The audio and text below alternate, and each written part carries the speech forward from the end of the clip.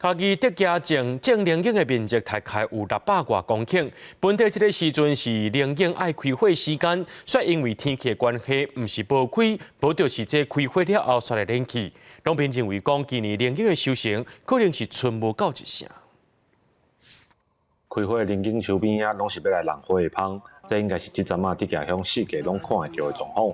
但是受气候影响，德家乡的灵应有90%以上拢无透风。拢无啥款芳来咧干，所以芳无来干，灵应就袂较袂调啦。愈袂调，因为生少，佫愈袂调，所以今年时到可能反正拢无灵应好压，可能无灵应管好培啦。德家乡灵应种植的面积有600多公顷，是嘉义县灵应的主要产区。农民表示，今年雨水无啥够，天气够热，所以这个灵应毋是无开花，就是开了拢连连。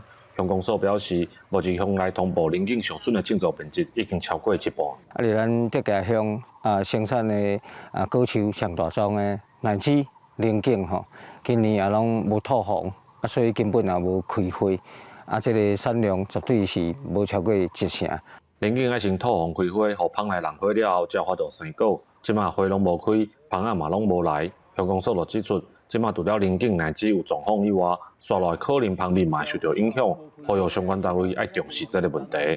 记者林慧婷，嘉义报道。